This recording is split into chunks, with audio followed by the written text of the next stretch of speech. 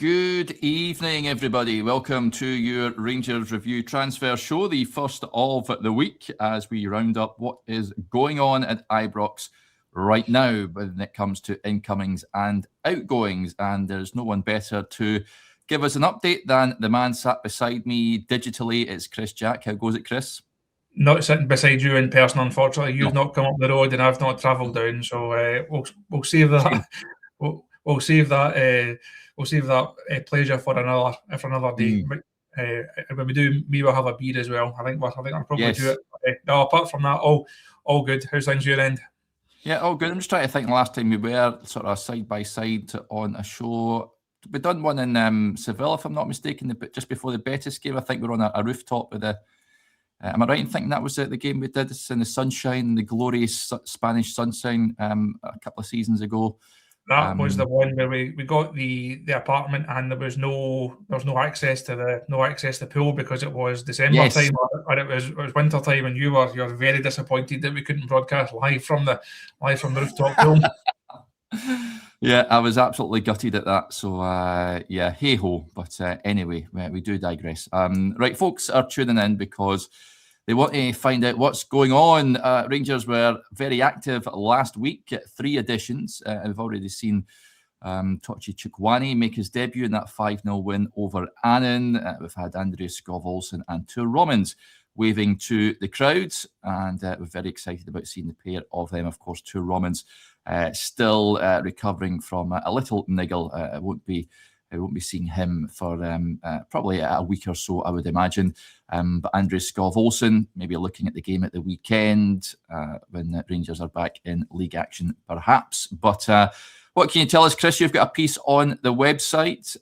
What is contained in that? It really just looks at where Rangers are right now and what could unfold over the next couple of weeks of this window. Remember, you and Johnny did a show towards the end of the first week, and the call was, where are the players? Sign some players. Why aren't there players here? Rangers then responded to that particular call to arms and they went and signed 3 in the space of a couple of days. Spent 3 million or so on Tor Romans, 4 on Tochi Chukwueze, and as we revealed last week, managed to negotiate a buy option in that loan deal for Andreas Skov-Olsen. So last week was a really busy week, a really productive week, and that piece that's on the site outlines Daniel Rule. So far, he's got exactly what he wanted. He needed cover at left back. He wanted a midfielder. He needed someone to operate off that right-hand side and to give Rangers a bit more cutting edge in the final third. And so far, Andrew Kavanagh and Rangers board, Rangers executive, they have delivered. Going forward, I don't think there's as much of a time scale or a time pressure on Rangers right now. They can see how the market develops. They can see what's out there. We know if you're doing deals over the course of a summer window that goes on for a couple of months, it can take a long time for certain pieces of the jigsaw to slot into place. When you get to January, everything is just hyper, everything is tuned up to 11. And when you get to the last week, 10 days, certainly into the last couple of days of the window, we see how quickly things can move.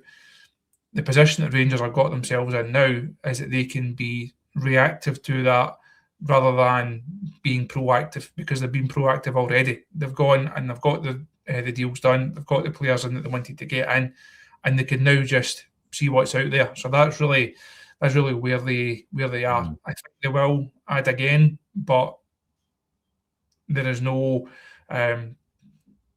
pressing need to do it. It's not a case of we need someone in now, we have to go and do that.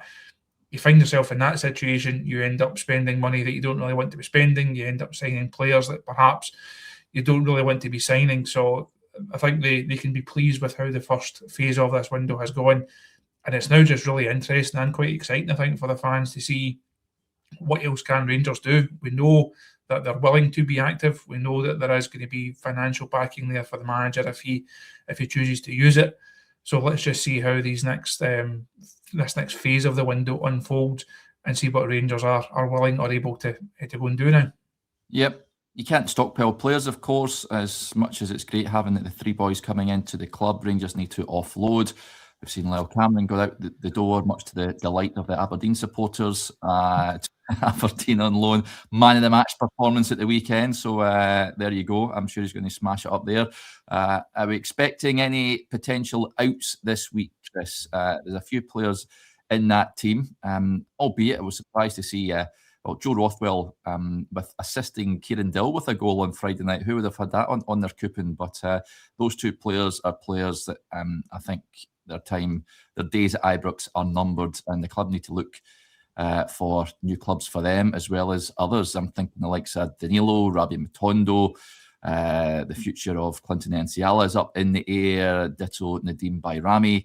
There are a number of players that need to get their future sorted out.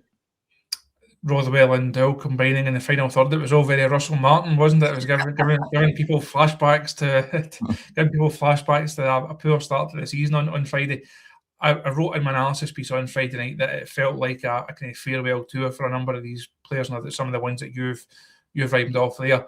Come Thursday night, obviously, an awful lot of them are not going to be involved.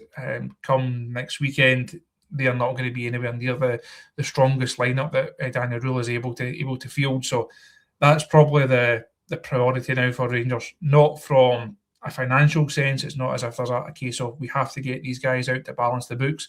There's clearly the financial incentive to do so. You don't want guys picking up thousands of pounds a week in wages and not contributing for it. That doesn't make any sense in a financial sense. In a football sense, as you say, you can't stockpile players. You don't want unhappy footballers being in and around the squad or in and around the training ground. You don't want to have to manage that situation. So that is the next task for Rangers.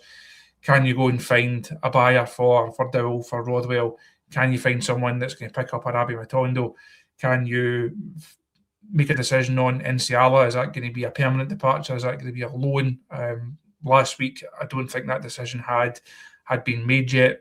It's one of the jobs for this week to see what the future holds for Clinton Enciala, to see if it is going to be a permanent departure or a short-term one. They have done some business, obviously, getting a couple of players out. Oscar Cortez, I don't think we will ever see in a blue jersey again. No. Lyle Cameron, I think the jury's very much out. Time will tell whether he's going to have a future as a Rangers player beyond the end of the season. But like you, I think he'll go up to Aberdeen and do a more than solid job for them. He'll go in and we've seen Aberdeen at close quarters a couple of times recently. They're not very good, and Lyle Cameron is more than good enough to go in there and make an impact and make a difference up there. So I think he will have a successful second half of the season from his own point of view, hopefully. But we know the list of players that Rangers have to try and move out, and for some of them, if you're thinking Danilo, could that then open the door for another arrival? Could you see if Danilo moves out, we'll go and we'll try and we'll pick up another striker? I think if you're being greedy, and we've got a poll in the Rangers Review WhatsApp group, so if you've not joined that, go and join that, and you can have your say. I'm going to vote right now. I'm going to log on and see it.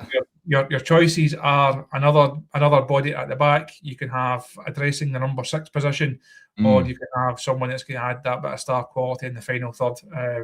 I'm assuming that you're going to say a bit of star quality in the final third. No. You love a goal scorer, don't you? I don't know if you can see that, folks. Got the old green screen on. You can't see. Love disappeared. There you go. So I'll take that back off. But I've just voted there. More Gale goals in attack.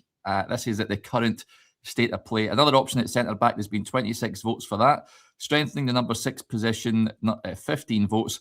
More Gale goals in attack. 154 votes for that. Well, 155 now because I've just voted on it. So there you go. Are you watching Andrew Kavanagh? The people have officially spoken. What they want. The people have officially spoken. So if, as you say, if the chairman or any of the recruitment team are watching, that's what they have to go and do now. That's what we're all hoping for. But I think that would clearly make a difference to Rangers. Shamiti has obviously got a bit of goodwill of late after his Old Firm goals. Good to see Majovski get himself a hat-trick the other night there. Of course, you have to take the opposition into account, but Danilo feels as if he's very much like third choice right now. He feels as if he's just that rung below if they could upgrade on that position, plus adding in someone like Scott Olsen, who we think will score goals as well as create them, that could make a real difference. We've spent a lot of hours and many hundreds of thousands of words writing about this Rangers forward line this season, but how it's lacking. Scott Olsen changes the dynamic. I think another number 9, even if it's not a permanent one, it doesn't have to be a Chermiti style 8 million investment, a long term one. See if you can go and pick up somebody that can just come in and make a difference. See what a difference 10 goals between now and the end of the season would make for Rangers, and that could be the bit of business that is the difference between winning the league and potentially not winning the league. So I think if you're to ask the fans, that's what they would go for. Time will tell if Rangers are able to actually do that or not. Yep. Right, good stuff. Thank you, Chris. Right, folks, you can go and read that piece in its entirety over on the website. As you can see on the ticker below, we're offering 4 months of the website for just £4. It's a great deal. Head over to rangersreview.co.uk/subscribe if you haven't already done so. And the best way to consume your Rangers Review content is via the app, which is available to download for Android and Apple users. Don't think there's any other. Is there another variation to app? We always say Apple and Android. Is there another? You never hear of any other variations, Chris, of a phone that you can get? Do you know of any others? I think that is it. Certainly the only 2 that our app comes in, as far as I'm aware. I'm an Apple user, always have been, and it would take something. I can't really be bothered learning a whole new system at my stage, so it'll be Apple for the foreseeable for me. But as they always say, other interfaces are available. So whatever your particular choice of phone manufacturer is, make sure you've got our app on it, because it is the best way to keep up to date with everything that we do on the site and on the channel.